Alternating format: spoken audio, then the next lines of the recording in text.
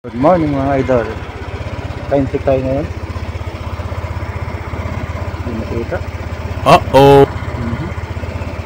Tayo papunta tayo ngayon ng Pilipi, Sambales. Time check. Yan. 3:25 mga idol. Let's go! At dito mga idol nga, ibinibay na natin ang kabaan ng EDSA Northbound. Ayan. At hanggang sa marating na nga natin ang boundary ng Pampanga. Ayan mga idol. At medyo may pangit pang mga daan dyan. At yun nga, hanggang sa pa-exit na tayo ng Pampanga. Hanggang sa marating na natin idol ang pahabaan ng Paulong Road. At dito nga ay inabot na tayo na nagliliwanag na sa mga lugar na ito. At dito nga ay nagpak na tayo ng camera mga idol. Ayan. Hanggang sa marating na natin ang papunta ng Subic. Ayan mga idol. At yan nga, nakarating na tayo dito.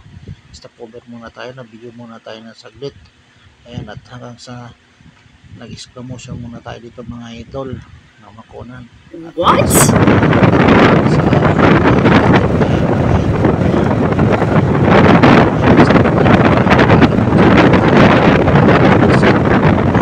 Ayan na, nandito na tayo sa boundary naman ng Castillos, Palengke.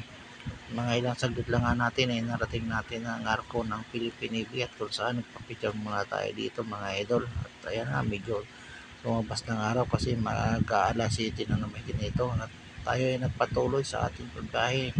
At ito na nga, nakarating na tayo, malapit tayo sa may boundary ng San Felipe. At ayan na nga mga idol, nakarating na tayo sa San Felipe. At papasok na tayo dito.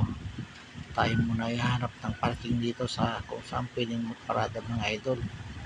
Ayan, yun ang kanilang munisipyo. Tingin muna tayo kung na tayo pumirede.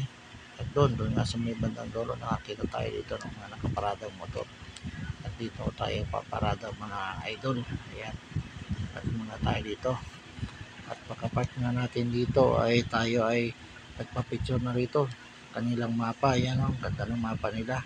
At tayo nga ay tumuloy sa loob ng munisipyo at nagpicture na rin ako dito habang naghihintay ako na sa transaction mga idol. Ayan, ang logo nila napakaganda.